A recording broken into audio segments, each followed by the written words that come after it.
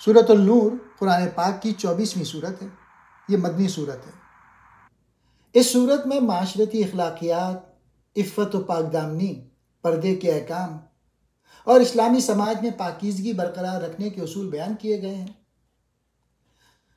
سورۃ النور کا نام اس میں بیان کیے گئے آیت نور کے حوالے سے رکھا گیا ہے، اور جو اللہ کے نور اور ہدایت کا ذکر کرتی ہے۔ اہم مضامین: پہلا، بدکاری کی سزا۔ سورت کے آغاز میں زنا کی سزا بیان کی گئی ہے۔ اللہ نے فرمایا کہ جو مرد اور عورت زنا کے مرتکب ہوں انہیں 100 کوڑوں کی سزا دی جائے۔ ساتھ ہی تاکید کی گئی ہے کہ سزا کے وقت مومنوں کو اللہ کے احکام کے مطابق عمل کرنا چاہیے اور نم دلی کا مظاہرہ نہ کریں۔ دوسرا، تہمت اور بہتان کا حکم۔ اگر کوئی شخص کسی پاک دامن عورت پر زنا کی تہمت لگائے اور گواہ پیش نہ کرے تو اسے 80 کوڑوں کی سزا دی جائے۔ اس سے معاشرے میں بدگمانی اور جھوٹے الزامات کی حوصلہ شکنی کی گئی ہے۔ تیسرا، حضرت عائشہ رضی اللہ تعالی عنہ پر لگائے گئے جھوٹے الزام کا واقعہ۔ سورت میں اس واقعے کا ذکر کیا گیا ہے جب منافقین نے حضرت عائشہ رضی اللہ تعالی عنہ پر جھوٹا الزام لگایا۔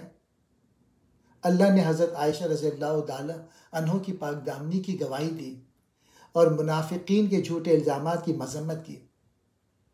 اس واقعے سے سیکھنے کا سبق یہ ہے کہ کسی کے بارے میں بغیر تحقیق کے بات نہ پھیلائی جائے۔ چوتھا، پردے کا حکم۔ سورت میں عورتوں اور مردوں کے لیے پردے کا احکام دیے گئے ہیں۔ مومن مردوں کو حکم دیا گیا ہے کہ وہ اپنی نظریں نیچی رکھیں اور اپنی شرمگاہوں کی حفاظت کریں۔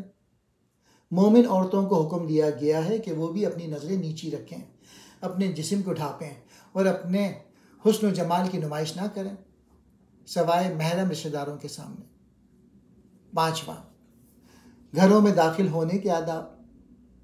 اس صورت میں گھروں میں داخل ہونے کے آداب بھی سکھائے گئے ہیں، جیسے بغیر اجازت اور سلام کیے بغیر کسی کے گھر میں داخل نہ ہو۔ چھٹا، نکاح کی ترغیب۔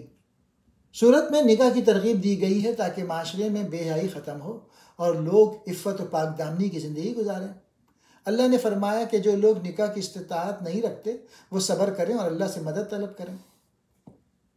ساتواں، اللہ کے نور کا ذکر، آیت نور۔